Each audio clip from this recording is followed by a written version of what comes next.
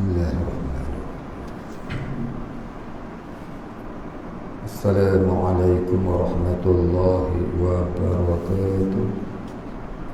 Ila hadratin Nabi Sayyidina Muhammadin sallallahu alaihi wasallam wa alihi al-kiram wa ashabihi al-'izam wa ila masyayikhina wal muslimina ajma'in, khususan ila walidina wa awladina, sya'alillahi lahum al-fatihah. A'udzu billahi minasy syaithanir rajim. Bismillahirrahmanirrahim. Alhamdulillahi rabbil alamin.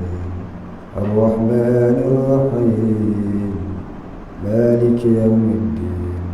إياك نعبد وإياك نستعين اهدنا الصراط المستقيم صراط الذين أنعمت عليهم غير المغضوب عليهم ولا الضالين.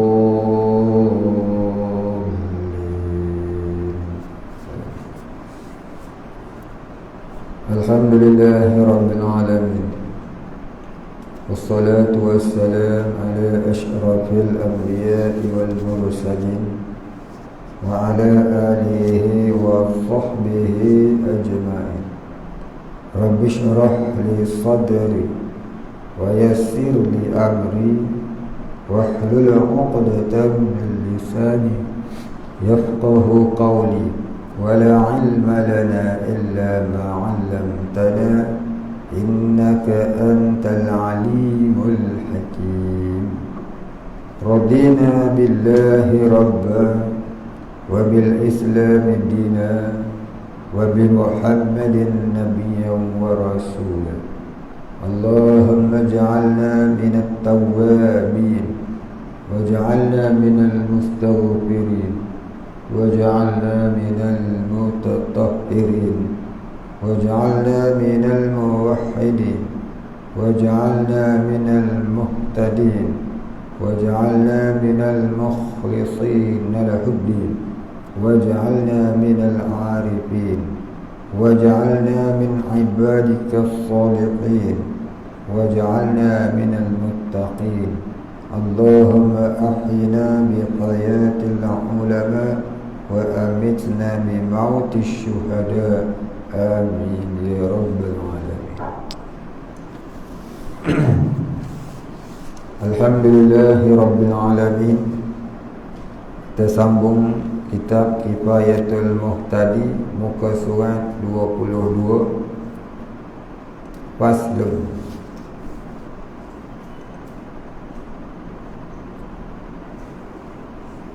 Qala musannif wal muallif rahimahullah ta'ala wa nafa'ana bihi wa bi'ulumihi wa barakatihi amin ya rabbal alamin.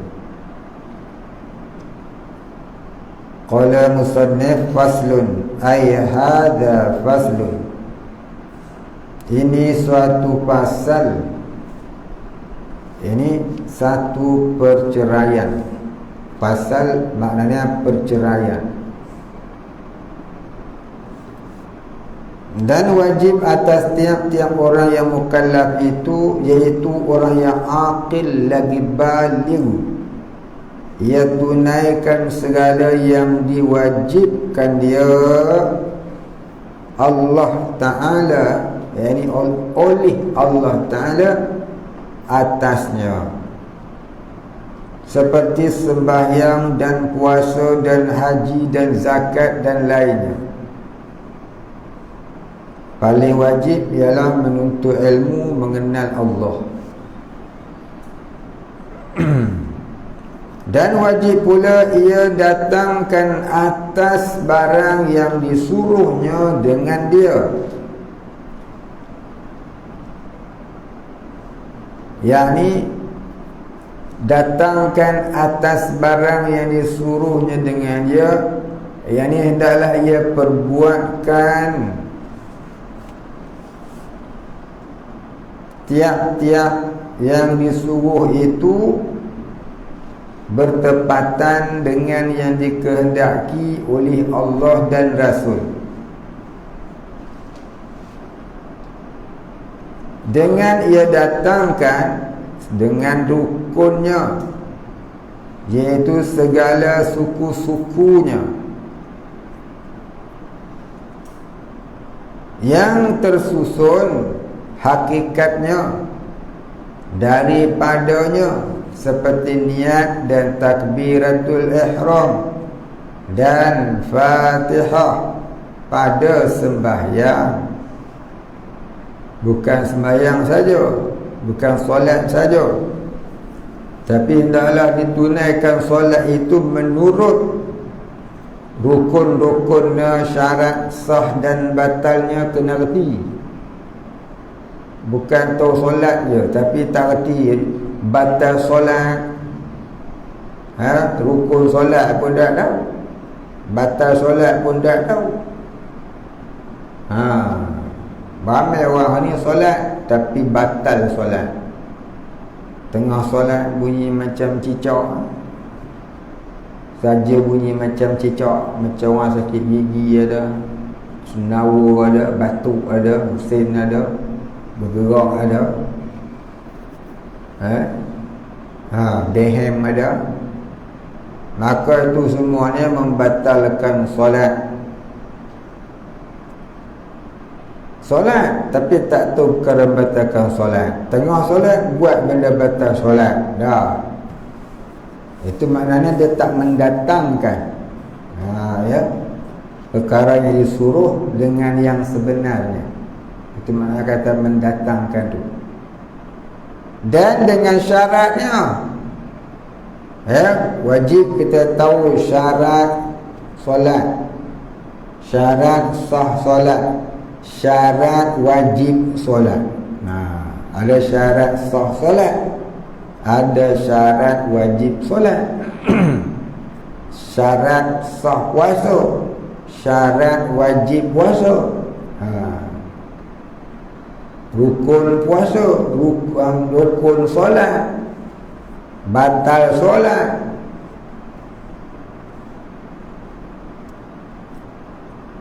Apa dia syarat tadi? Iaitu barang, ni perkara, barang maknanya perkara, bukan barang dapur. Barang ni maknanya perkara yang terhenti atas sah ibadah itu, yakni yang menyebabkan sahnya ibadah itu, ya, yang terhenti yakni penyebab atas sah ibadah itu. Seperti air sembahyang dan suci daripada hadas. Macam mana ambil air sembahyang? Macam mana ambil uduk? Kena tahu ambil uduk tu macam mana. Dan suci daripada najis, kain sembahyang dan lainnya.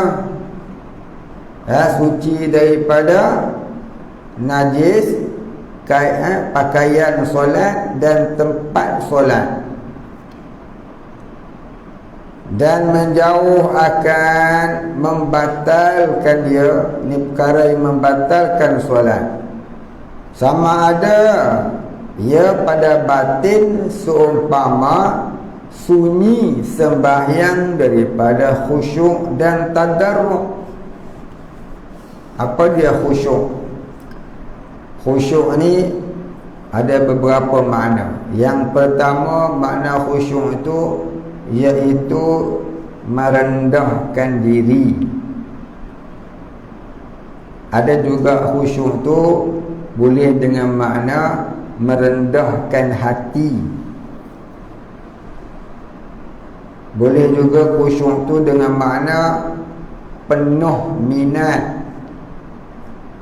Boleh juga khusyuk tu dengan makna sepenuh penghormatan. Boleh juga khusyuk tu dengan makna asyik di dalam ibadah. Itu makna kata khusyuk. Khusyuk ni, ya, dalam makna yang sebenar iaitu fana diri dalam memandang wujud Allah. Itu yang paling sebenar khusyuk. Ya, hapus perasaan ada diri dalam merasakan wujudnya Allah. Hapus perasaan ada diri kerana tergamam merasakan wujudnya Allah. Itu makna kata khusyuk yang sebenar. Ya, fana diri dalam memandang wujud Allah. Dan tadarruk. Apa tadarruk? Merendahkan diri. Tadarruk ni merendahkan diri. Atau pada zahir. Yang ni wajib juga perkara yang membatalkan solat pada zahir. Khusyuk ni dia tak batal solat, tapi dia batal, dia mengurangi pahala solat. Khusyuk tadarruk ni dia tak batal solat, tapi tak batal mengurangi pahala solat. Jadi bila kita solat, kita ni orang awam yang banyak buat dosa, hari-hari buat dosa, makan pun banyak, berang pun banyak, tidur pun banyak, mengapu pun banyak. Ya, bila kita buat dosa ni, bila kita buat dosa banyak ni, bila kita solat, kita tak boleh nak tumpu hati kepada Allah. Maka ulama tasawuf kata la solatan illa khashi'an. Tak dinamakan solat melainkan khusyuk. Ia ni penuh tumpuan mata hati kepada kewujudan Allah. Itu maksud kata khusyuk. Tak boleh dapat benda tu. Maka wajiblah orang awam tadi berusaha untuk menghadirkan sekurang-kurang khusyuk itu ialah yang memandang di dalam hatinya 7 perkara. Yang pertamanya tazallulan, iaitu rasa hina diri kerana dosa banyak dengan Allah. Bila? Iaitu sebelum takbir. Yang keduanya tasliman, iaitu menyerahkan dirinya kepada Allah. yakni menyerahkan dirinya kepada Allah dalam mematuhi segala perintah Allah. Menyerah macam mana? Memandang dirinya itu dapat solat anugerah Allah, bukan rajinnya, bukan keinginannya. Itu kata menyerah diri tadi. Tapi orang yang kewalian, menyerah tu dengan makna hilang ananiahnya, hilang rasa wujud dirinya dalam memandang wujud Allah. Bila tasliman itu, iaitu masa takbiratul ihram. Yang ketiga tabazzulan, iaitu rasa rendah hati dan dirinya kepada Allah. Bila masa berdiri membaca Fatihah dan surah. Kemudian takhaddu'an ataupun khudu', iaitu menetapkan hati dan dirinya di atas mematuhi perintah Allah. Kemudian takhasyu'an yang kita cerita tadi. Kemudian tamalluk taraghuban, ya, takhasyu'an bila masa sujud. Kemudian taraghuban bila duduk antara dua sujud. Apa dia taraghuban? Rasa seronok dalam solat. Maknanya siapa tak seronok dalam solat, tu maknanya belum solat, kena paksa, kena doa dengan Allah. Kemudian tamalluqan. Apa tamalluqan? Rasa rindu nak solat lagi, rasa seronok ke nak solat lagi. Tu juga rasa seronok, bukan rasa jemu, bukan kira nak cepat habis. Itulah 7 sifat kurang-kurangnya ada dalam hati orang awam yang mengerjakan solat. Mudah-mudahan walaupun tak sampai darjah khusyuk yang sebenar, dia duduk pada darjah orang-orang abrar, ya, orang yang jaga hati, jangan sampai lalai daripada mengingati Allah dalam solat. Kerana lalai hati dalam solat itu, kata Imam Hasan Al-Basri rahimahullah ta'ala, iaitu mengundang tempatnya di dalam neraka. Sesiapa yang tidak hadir hatinya ingat Allah di dalam solat, maka ia mengundang azab Allah di dalam neraka. Dan wajib atasnya menyuruh akan orang yang dilihatnya meninggalkan dia. Nampak ni? Ni kita duk cerita, dia pun marah sangat tu. Dan wajib atasnya, atas siapa-siapa juga, menyuruh akan orang yang dilihatnya meninggalkan dia, anak-anaknya, isterinya, orang-orang di bawahnya,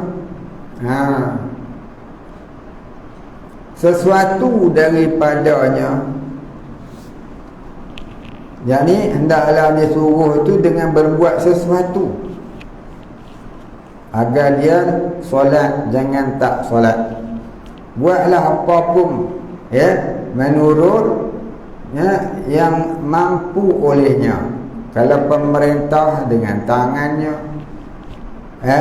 kalau bukan pemerintah, ketua, umpamanya isteri dan siapa, suami, ataupun ketua-ketua jabatan yang tak ada kuasa penuh dengan suaranya, atau orang yang bawah sekali tak mampu dengan tangan dan suara, hendaklah dengan hatinya, iaitu benci kepada kemungkaran tak solat tadi. Tak boleh duduk biar tengok je. Yakni wujub kafai. Yakni wujub kafai. Apa dia wajib wujub kafai ni? Cakap Arab ni, bukan cakap orang putih. Iaitu kewajipan yang wajib itu mencukupi. Apa maksudnya?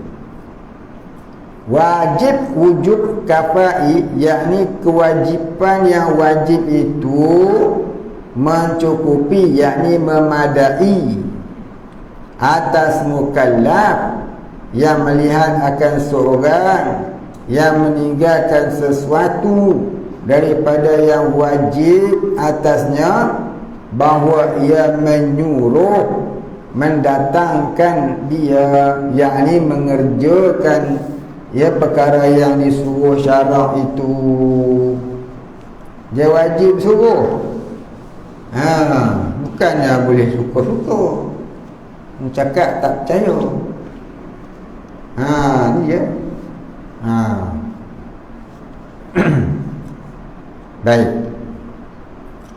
Atau ia lihat mendatangkan dengan dia atas bukan jalan yang disuruh, seperti ia mendatangkan dengan tiada sempurna syaratnya atau rukunnya. Ni.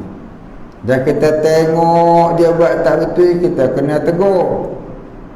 Nak tegur pun cabut lagi pula. Nak tegur dia cabut, nak tegur dia cabut. Macam mana nak tegur? Ada juga solat tapi hari-hari buat benda batal. Dan wajib jika kuasa mengeras akan suruhnya atau tegaknya, yakni wajib disuruhkan memperbuatkan barang yang ia tinggalkan dia, jika kita kuasa mengeras akan dia. Dan jika tiada kuasa, engkarkan dengan hatinya. yakni, dan jika tiada kuasa atas disuruhkan, suruh tu tak kuasa, tak mampu kita, nanti kena flying kick pula, kena tomoy ke, diengkarkan dengan hati, yakni dibenci dengan hati juga. Inilah sekurang-kurang, yakni benci dalam hati itu sekurang-kurang yang wajib atas tiap-tiap manusia, tak kala lemah ia daripada perbuatan dan perkataan. Nak buat tak boleh, nak bukui tak boleh. Kalau pemerintah dia kena tangkap, pancung, orang tinggal solat ni. Ya, kalau pemerintah tu kecil, tak ada kuasa, mungkin juga dia guru-guru agama ke, penceramah ke, ya, mak bapak ke, ketua kampung ke, dia kena suruh. Atau takut orang itu bertambah sengaja, kerana takut ia atas dirinya, atau takut orang itu bertambah sengajanya. Ini sengaja meninggalkannya. Baik, dan wajib ditinggalkan segala yang diharamkan dia Allah, ini yang oleh Allah Ta'ala. Dan wajib pula ia tegahkan yang berbuat akan dia dengan keras. Apa jenis munkar ni dia wajib dia tegah. Dia tak tegah dia berdosa. Ni nampak ni. Wal takum minkum ummatun yad'una ilal khair ya'muruna bil ma'ruf wa yanhauna 'anil munkar. Ini firman Allah Ta'ala yang menyuruh kita ni amar ma'ruf nahi munkar, suruh kebaikan dan cegah kemungkaran. Hendaklah ada di kalangan kamu satu kaum yang menyuruh kepada kebaikan dan mencegah kepada kemungkaran, maka mereka itulah orang-orang yang mendapat kejayaan. Ya, maka diambil daripada ayat ini, amal ma'ruf nahi munkar ni, mencegah kemungkaran ni fardu kifayah. Ya, sebab hikmahnya kerana hikmahnya tu didatangkan ayat wal takum minkum ummatun yad'una ila khair. Hendaklah ada di kalangan kamu satu kaum, satu kumpulan, bukan semua. Tapi kalau menurut hadis Nabi, man ra'a minkum munkaran falyughayyiru biyadihi wa illam yastati' fa bi lisani illam yastati' fa bi qalbi ala wa huwa adhaful iman. Kata Nabi, barang siapa melihat kemungkaran, hendaklah ia cegah dengan tangannya. Kalau dia tak mampu cegah dengan tangan, hendaklah dia cegah dengan lidahnya. Dia menyuruh. Tak mampu juga, maka dengan hati. Ketahuilah, itulah selemah-lemah iman. Jadi diambil daripada hadis ni jadi fardu ain pula dakwah.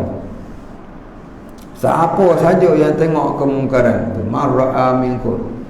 Jadi maknanya kata ulama, masuk kata fardu ain tu apa dia? Kamu jangan bersekongkol dengan orang buat maksiat tu, buat kemungkaran tu. Kurang-kurangnya kamu menyokong orang yang hendak melaksanakan perintah Allah. Contohnya ada orang nak buat hukum hudud, ada orang nak buat hukum Quran hadis, jangan kamu lawan, wajib kamu menyokong dia. Ini hadis dan Quran, dalil hadis dan dalil Quran, dalil Quran dan dalil hadis. Jadi jangan kita nak melawan kalau ada orang nak buat hukum Allah. Kita kena bagi sokongan. Kalau kita tak suka pula, kita kata apalah ini hukum, dulu dah cerita dah, siapa yang menghina hukum Allah murtad wal iyazubillah.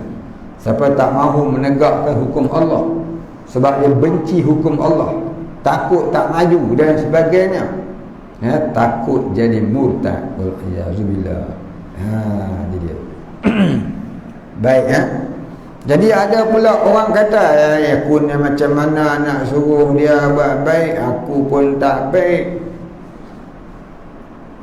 Macam mana nak buat baik, aku nak suruh orang buat baik, kita pun tak baik. Baik, sila lihat Asbah wan Nazair, ya, kitab usul fiqh mazhab kita Syafi'i karangan Imam Jalaluddin As-Suyuti. Kata dia apa? Suruh orang buat baik ni tak semestinya orang tu baik. Suruh orang buat baik ni tak semestinya orang tu alim. Suruh orang buat baik ni wajib di atas segala orang Islam bila melihat kemungkaran yang dilakukan oleh orang lain. Kalau dia tak suruh buat baik, maka dosa ke atasnya. Umpama dia buat contoh, dua orang minum arak. Ni buat contoh banyak kali dia buat contoh ni, ya. Dua orang minum arak, A minum arak, B minum arak. A kata dekat B, wahai B, kau jangan minum arak, haram, berhentilah. Kata dengan B, alah kau pun sama juga minum arak macam aku. Maka A dapat satu dosa kerana dia minum arak, serta dalam keadaan itu dia mencegah kawan dia daripada minum. B pula dapat dua dosa kerana dah dia minum, dia pula tak cegah kawan dia. Nak hak mana? Nak dua dosa ke satu dosa? Jadi siapa yang membuat yang haram, cegah pula daripada orang lain buat, dapat satu dosa. Kalau dia buat dan dia tak cegah, dua dosa. Baik. Namun orang yang suruh orang buat benda baik tapi dia sendiri tak buat benda baik, dia suruh orang buat benda baik, dia sendiri tak buat benda baik, dia tak cegah kemungkaran pada diri dia, walaupun dia dapat satu dosa, tapi nanti di akhirat dia dapat penghinaan. Di atas dia tak cegah kemungkaran ke atas diri dia. Namun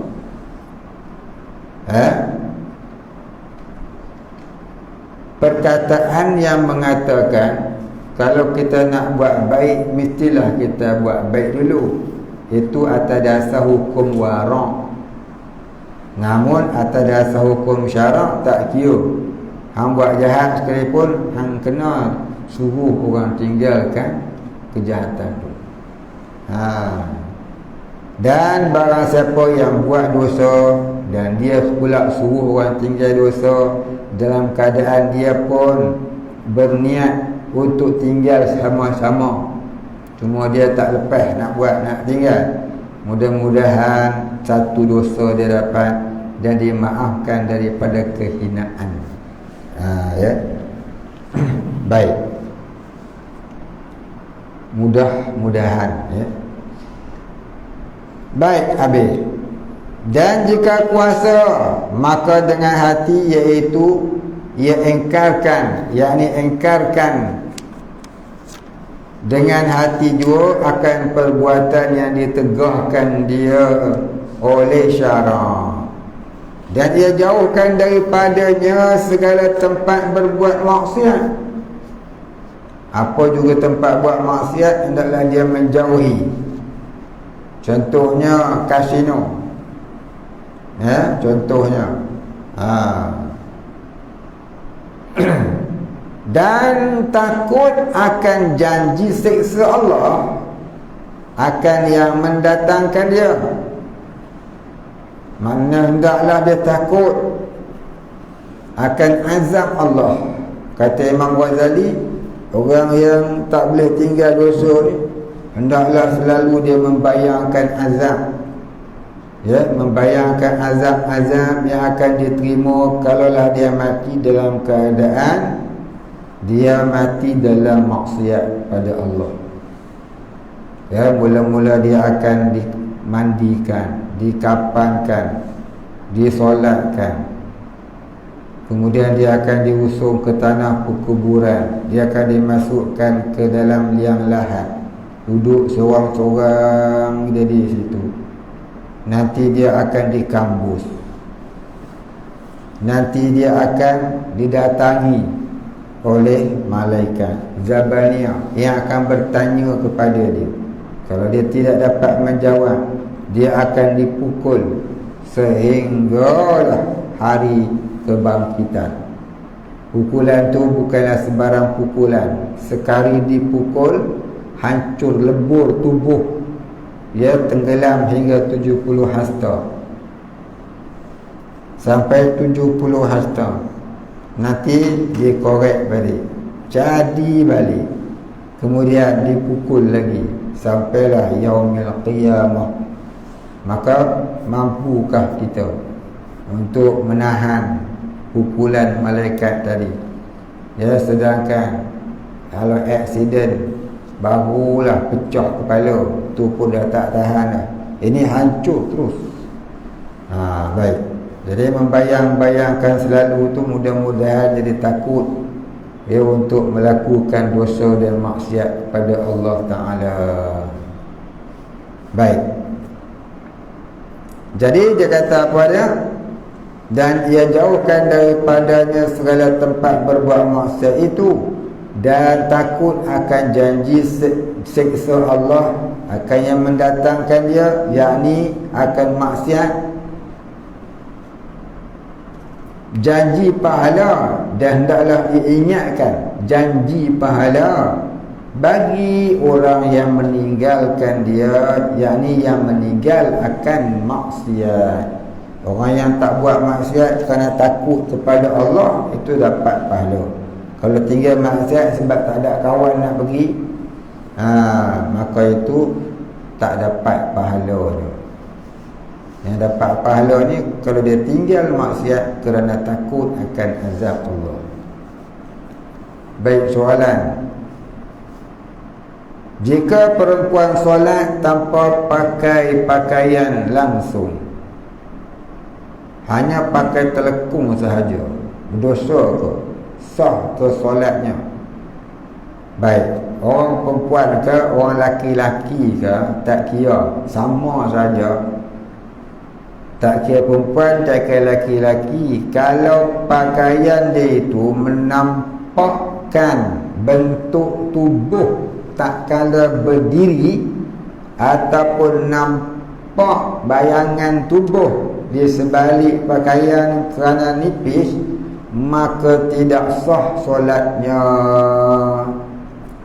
Ya. Kadang-kadang dia pakai ketat seperti seluar jin. Pakai seluar jin ketat, nampak bentuk paha tu. Tak kira laki-laki, tak kira orang perempuan, batal solat.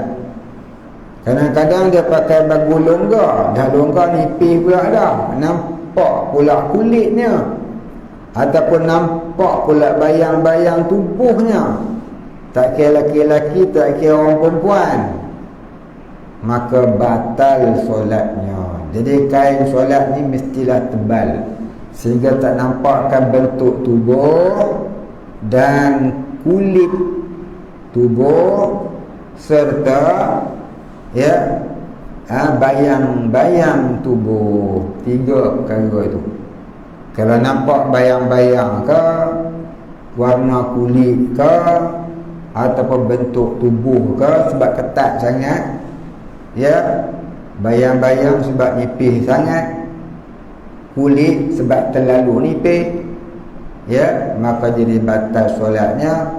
Bukan kira perempuan, lelaki pun sama. Banyak orang laki-laki dia pakai seluar jin.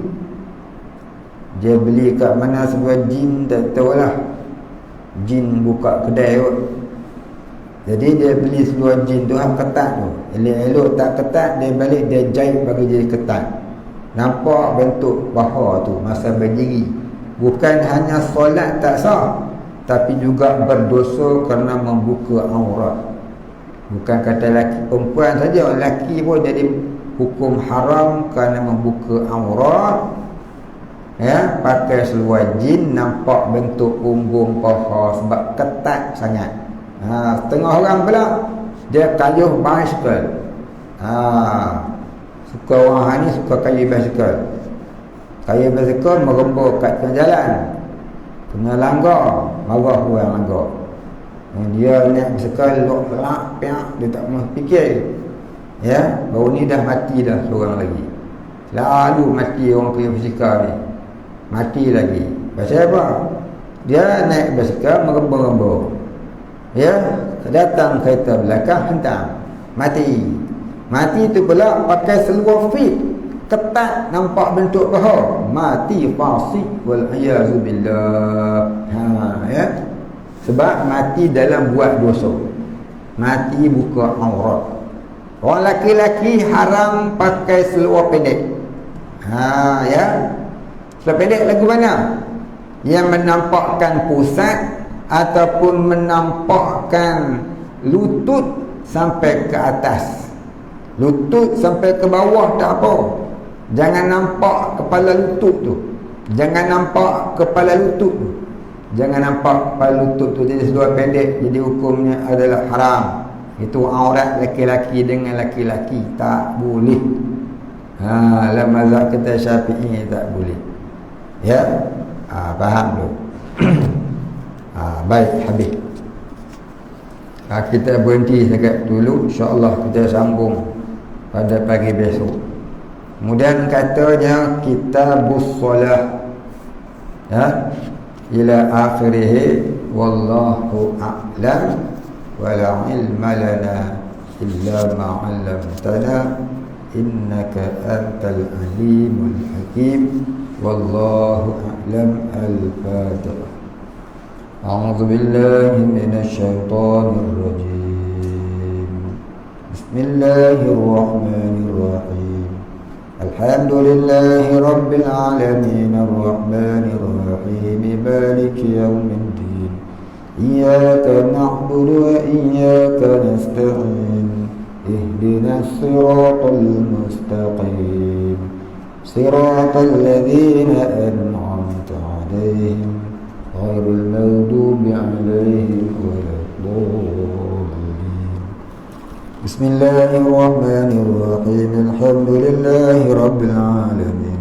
Wassalatu wassalamu ala asyrafil anbiya'i wal mursalin wa ala alihi wa sahbihi ajma'in. Allahumma ighfir lana dhunubana warhamna wa antal ghafurur rahim. Allahumma ighfir lana dhunubana wa liwalidina warhamhum kama rabbayana shighara wa limashayikhina wa lilmuslimina ajma'in birahmatika ya arhamar rahimin. Allahumma nawwir qulubana binuri ma'rifatik ya fattahu ya razzaq. Iftah lana fathan qariba kama fatahtahu ala anbiya'ika wa awliya'ika wa ibadika as-salihin. Wa sallallahu ala sayyidina Muhammadin wa ala alihi wa sahbihi ajma'in. Subhana rabbika rabbil izzati amma yasifun wa salamun alal mursalin walhamdulillahi rabbil alamin. Taqabbalallahu minna wa minkum.